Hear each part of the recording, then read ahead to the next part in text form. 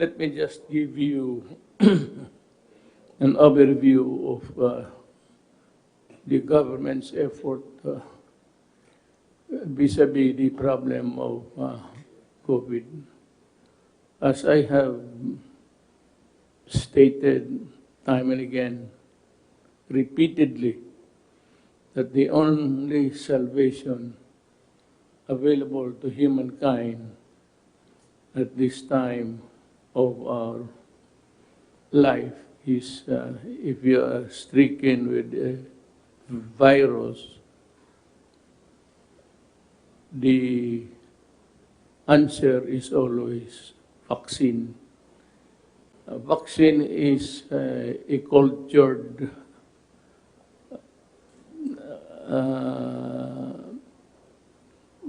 combination of your body and a weak virus, maliit, instead of in attacking 50 sila, you're only given 5, 10, maybe. I'm not a medical person.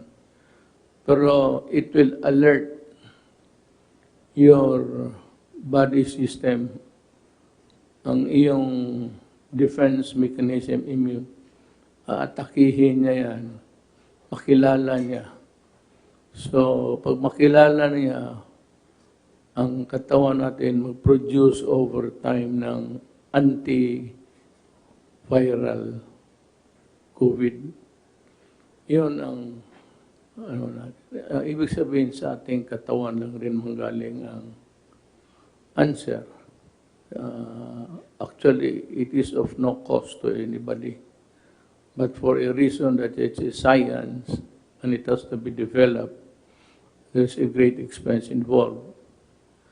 I would like to thank Russia, President Putin, and China, President Xi Jinping, for offering to provide us with the vaccine as soon as it is possible for distribution to the public. I cannot overemphasize my debt of gratitude. But remember that this is not for free. For after all, they did not develop the vaccine without great expense, and also the human effort involved. Bibilihin natin yan. Kaya lang kung mahal, if it is quite expensive, then I will ask my friend President Putin and President Xi Jinping to give us a credit, parang utang, a credit line, but we will pay not in one payment but by installments. Basta ang sinasabi ko, magbayad tayo, hindi ito libre. At I would always tell them that we are willing, and if we are short of money by this time, because all of the economy of the world, individual countries have fallen flat.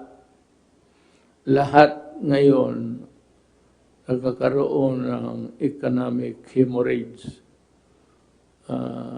It is uncontrollable because people cannot really work, they cannot be productive, and so you have a problem at hand. Sa Singapore, ganun rin. Ang sabi ninyo na pumunta ako, look, let me be very frank. If I want to go to Singapore, I will go to Singapore. If it is a private undertaking, or if I want to attend the burial of a friend, or to pay a visit sa wake, I will go there, fly in, fly out. But alam mo, kung gusto kong umalis, alis ako. I do not have to keep it a secret. because I will not be using at any government funds. Hindi ko ugali yan. And there has been no trip so far that I have undertaken outside of the Philippines using government funds. If at all I go out, it's official, and it is just right that wala naman akong pera pangbayad ng the entourage that goes with me. Hindi ko ito, bakit ko taguin? Hindi naman ako gaya ng salbahis na magamit ng pera ninyo. At bakit isekreto ko? I am under no obligation to travel in secret and not telling the Republic at all. I am a citizen of this country. The right to travel is guaranteed. Kung guaranteed sa inyo, di guaranteed yan sa akin. And I do not have to hide it. I said, I would not be stupid to use government funds. Malalaman ng tao yan. So stop this nonsense about me going to Singapore. I said, if at all. Kung gusto ko pupunta ako. Wala kayong pakialam kung gusto kong pumunta. At I will not, because under no circumstances do I have the obligation to keep it a secret. What for? Pero nilang zero ko magtanan ako. Pero ilang anak ko ang habol sa akin. Inday would lead the pack.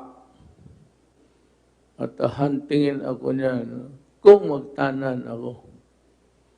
Pero wala naman, ayaw naman sa akin lahat. Hindi, wala na. Pero in the future, yung mga haka-haka, noon pa yan, bago pa akong presidente. I enjoy what you citizens of this republic enjoy. You have the right to travel with more reason. Ako, kahit matagal na ako walang bakasyon. If I went somewhere else, well, or if I choose to go to Europe, pupunta ako. Sabi mo, then I would have to go on a leave of absence or maintain the control of government by electronic. Usually, you leave the realm to the deputy or to the vice. Deputy Prime Minister or Vice President. But that I am not inclined to do that. Pero kung gusto ko, aalis ako. Let me repeat it. I have no obligation to keep it a secret. For what? About the only thing, maybe, is if I use your public money. I will never do that. Hindi ako stupido. Sana naman maunawaan ninyo, abogado ako. That is anti-graft, pure and simple. Makikita naman yan sa mga voucher kung gagamitin mo pera ng gobyerno. But if it is a private undertaking, I said, a private trip, you can go ahead. Just leave somebody to take care. It's either usually Bing Bong or Guevara. Or if not, if things are not quite good, then I leave it in the hands of the military. Probably it would be the Secretary of Defense. Kung medyo topsy-turvy ang bayan, and I have to leave. But otherwise, ang isang leader would always stay where the crisis is. Hindi ka dapat maglagalag kung may problema ang bayan. Napakababa naman ang tingin ninyo sa akin kung gano'n.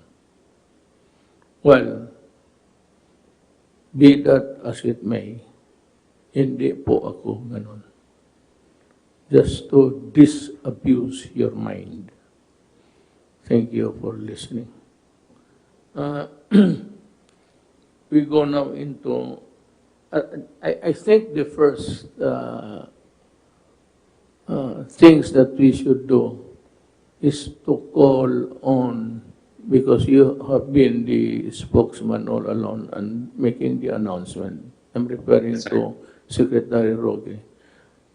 Anong classification and what are the things that are allowed in a modified, and what are the things that are allowed yung wala na, yung talagang all the rest of the Philippines. Gusto malaman ng tao anong kategorya na tayo at ano ang magawa namin at ano ang hindi namin magawa. I'd like to ask Secretary Roque. Magandang umaga, Mayor. Magandang gabi pala po, Mayor, at magandang gabi, Pilipinas. No? Ang naging rekomendasyon po ng inyong IATF, na-anunsyo ko na po yung mga classification ng mga iba't ibang lugar sa Pilipinas, maliban po sa NCR, sa Bulacan, Cavite, Laguna at Rizal. No? Itong mga areas pong ito ay nasa modified ECQ. Ang rekomendasyon po ay ilagay na ang NCR, Bulacan, Cavite, Laguna, Rizal sa GCQ or General Community Quarantine. Ito po ay mas maluwag, mas marami pong industriyang bukas, pwede po ang dine-in sa mga restaurants, pwede po na magkaroon ng religious services pero hanggang 30% lang po. Halos lahat po ng industriya ay magbubukas. Bukod na lang po doon sa marami nagtitipon-tipon, yung mga entertainment at yung mga amusement para po sa bata. No? Pero itong decision po ay meron pong mga kondisyon din na isinama ang inyong IATF, lalong-lalo na po sa Metro Manila. No? At ito nga po ay kinakailangan, buksan po natin ang ekonomiya, sabay po yung tinatawag nating refresh. Yung i-refresh po natin yung mga responses natin sa COVID. Kasama na nga po dyan yung mas mainting na testing at nagsisimula na po yung pilot natin para sa food testing kung saan may expand po natin o mas maraming po pwedeng matest sa isang test kit. Magkakaroon po tayo ng yung house-to-house na paghahanap po sa mga symptomatics na nagkaroon po tayo ng pilot nung 2 linggo po na tayo po ay naka-MECQ. Ang tawag po natin yung project code, tutuloy pa rin po natin yan. I-swab po natin yung mga merong simptomas at ihihiwalay po natin yung mga positibo. Gagamitin po natin yung mas malawakang tracing na itinuro sa atin ni Mayor Bagalong. 1:15 po ang magiging tracing natin. At syempre po, gumagawa po tayo ng mas marami pang mga facilities para mas marami po yung mga hospital natin at kakayahan ng gamutin na magkakasakit ng COVID. Kinagagala ko pong sabihin sa inyo, Mayor, na ngayon po, nag-inaugurate tayo ng 250 exclusive COVID beds dyan po sa East Avenue Medical Center. No? At dahil po rito, naibsan po yung tinatawag nating critical care capacity. No? Dahil mas marami na po tayong kama ngayon. At yung sinimulan po ni Yusek Bong Vega na One Hospital Command Center ay gumagana na rin po kung saan nagkakaroon tayo ng referral kung saan po pwede po pumunta ang ating mga kababayan. So, pinagsamantalahan po natin, ginamit po natin yung 2 linggo na MECQ para po pag-isipan kung paano tayo magre-reboot, kung paano magre-refresh ng approach. At ito nga pong gagawin natin habang nagbubukas tayo ng ekonomiya, mas mainting na mga pamamaraan para mapalakas po ang testing, tracing, isolation, and treatment. At syempre po, ang palaging pagpapaalala sa lahat, kinakailangan pagsuot ng maskara, kinakailangan po social distancing, kinakailangan po ang paghuhugas ng kamay, at face shields kung papasok po sa trabaho at sasakay sa pampublikong mga sasakyan. Maraming salamat, Mr. Mayor. So, napalawak, ulitin ko lang ha, baka hindi, ang General Community Quarantine, NCR, Bulacan, Cavite, Laguna, Rizal, Nueva Ecija, Batangas, Quezon, Iloilo City, Cebu City, Lapu-Lapu City, Mandawi City, Talisay City, and the municipalities of Mengalilia, Consolacion.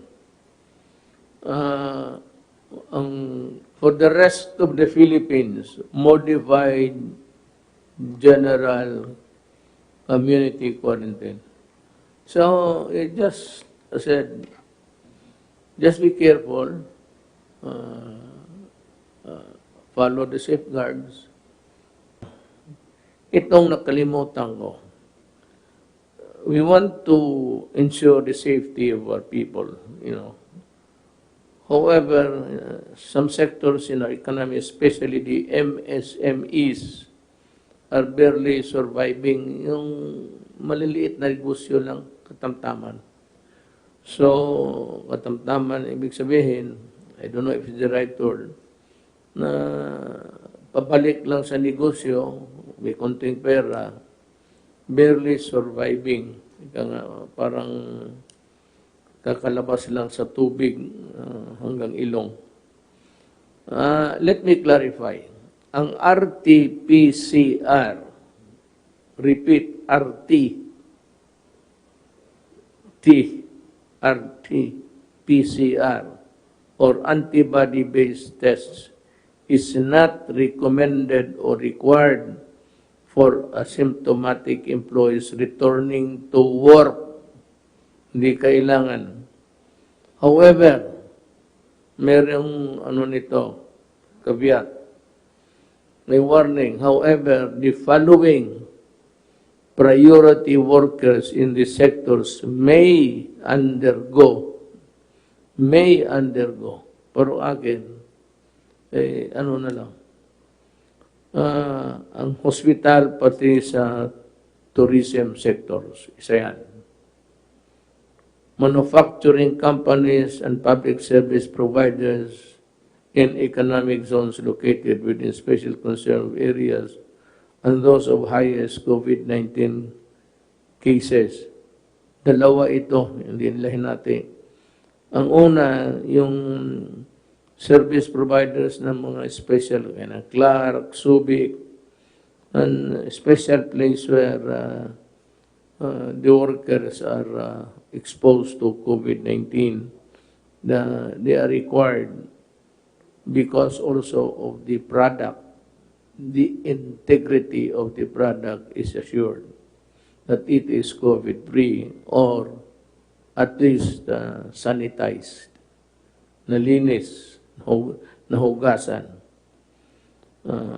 Pangatlo is the frontline and economic priority workers in high priority sectors in public and private. Hindi ko maintindihan itong high priority kung sino tayo. Ako, unahin muna natin yung tao. Mawala tayo, nandiyan pa ang Pilipinas. Pero mawala ang tao, wala na ang Pilipinas. So, unahin natin yung tao. Have high interaction with exposure in public. Ito yung those who live or work in special concern areas. It could be private or public establishment or area. But the employers, yung mga amo, are highly encouraged to send their employees for testing at no cost to the employees. Now, before I end, kayong mga Pilipino, every day, you see drug cases either busted, arrested, killed, at running into millions ang amount. Makita ninyo sa inyong television. Napakatorpe naman itong human rights pag hindi kayo ano ninyo, magbagbilan lang ng patay?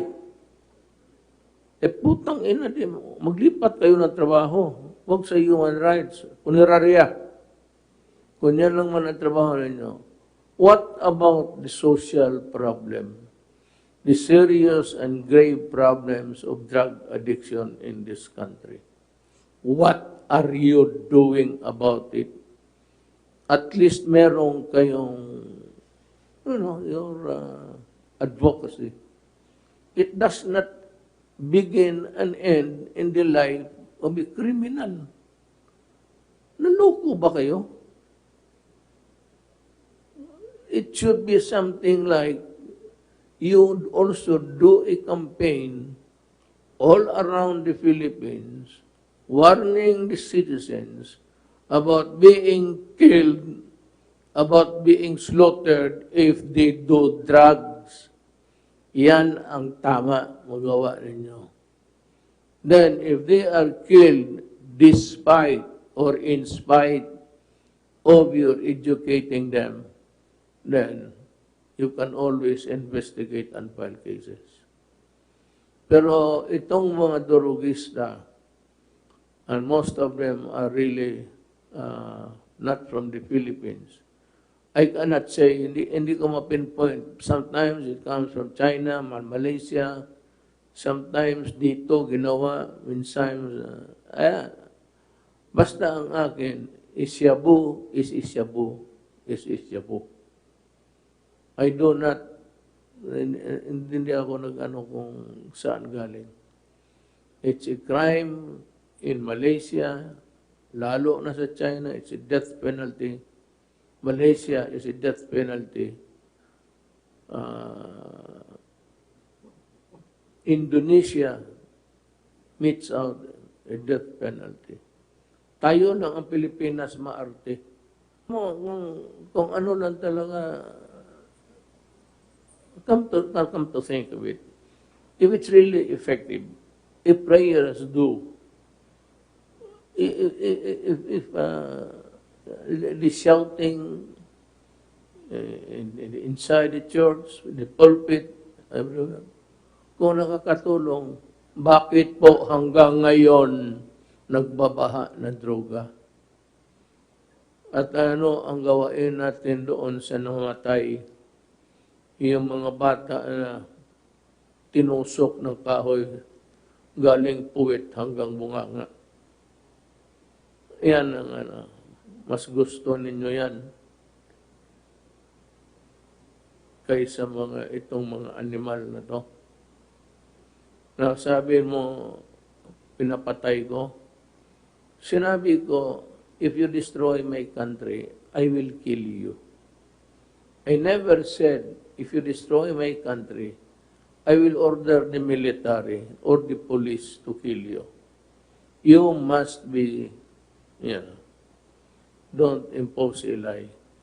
Sabi ko, I will kill you if you destroy my country. And I will really do it. Malas mo lang kumatimingan. Kung nandyan ako, sabihin ko sa mga police, umalis kayo dyan. Hayaan mo ako dito sa putang inan to. I will do it. Have I done it? How many times? Secret. Bakit ko sabihin sa inyo yan?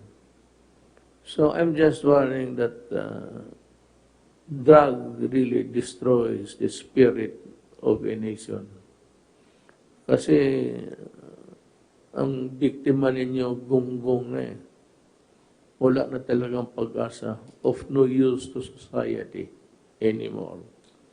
and you destroy the dreams of parents na makita nila anak nila nakatapos that someday mag-asawa, mag-anak, that they can see their grandchildren. You destroyed that dream.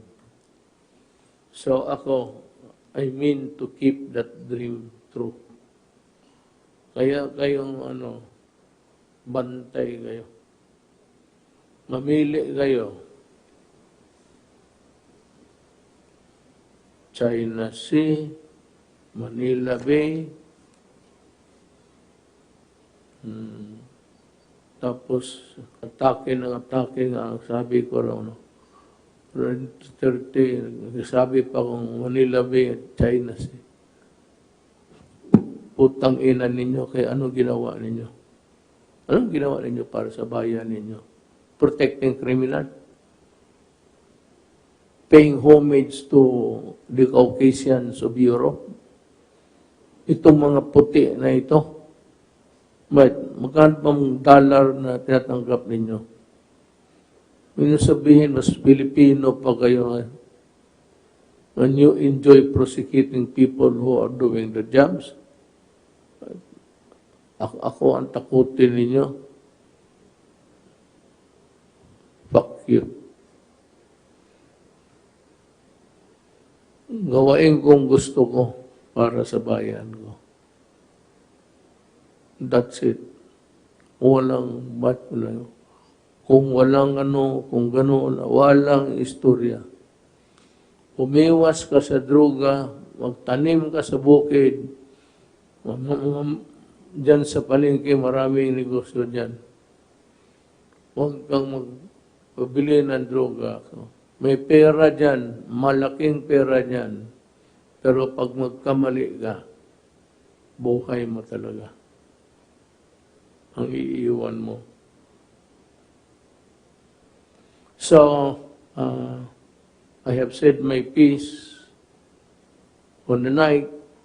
I am thanking all our guests, Secretary Lorenzana Galvez, Secretary Duque, Secretary Roque, Secretary Wendell, Senator Bong. Ito yung naghihintay ng issue. And he will be the one to do the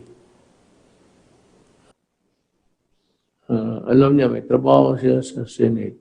He can always use the forum sa Senate to expose wrongdoings and expose criminality. Maraming salamat po.